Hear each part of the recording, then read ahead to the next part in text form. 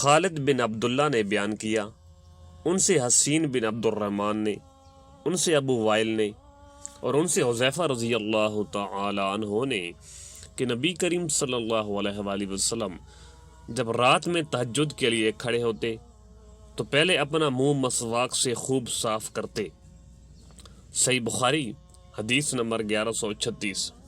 شعیب نے زہری سے خبر دی، کہا کہ مجھ سے سالم بن عبداللہ نے خبر دی کہ عبداللہ بن عمر رضی اللہ تعالی عنہ نے فرمایا، ایک شخص نے دریافت کیا، یا رسول اللہ صلی اللہ علیہ وآلہ وسلم رات کی نماز کس طرح پڑھی جائے؟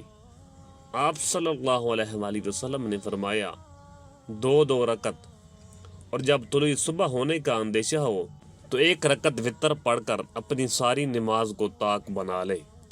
صحیح بخاری حدیث نمبر 1137۔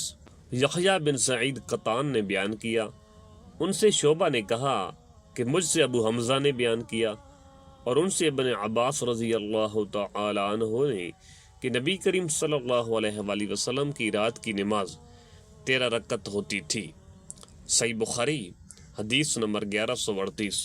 عبید اللہ بن موسیٰ نے بیان کیا، کہا کہ ہمیں اسرائیل نے خبر دی، انہیں ابو حسین عثمان بن عاصم نے، انہیں یحییٰ بن وثاب نے، انہیں مسروق بن اجدہ نے، آپ نے کہا کہ میں نے حضرت عائشہ صدیقہ رضی اللہ تعالی عنہا سے نبی کریم صلی اللہ علیہ وآلہ وسلم کی رات کی نماز کے متعلق پوچھا۔ آپ صلی اللہ علیہ وآلہ وسلم نے فرمایا کہ آپ صلی اللہ علیہ وآلہ وسلم 7، 9 اور 11 تک رکعتیں پڑھتے تھے، فجر کی سنت اس کی سوا ہوتی۔ صحیح بخاری حدیث نمبر 1139۔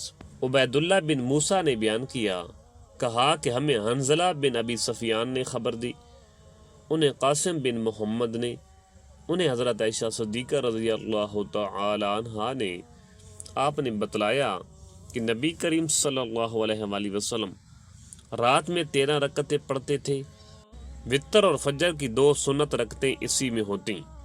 صحیح بخاری حدیث نمبر 1140۔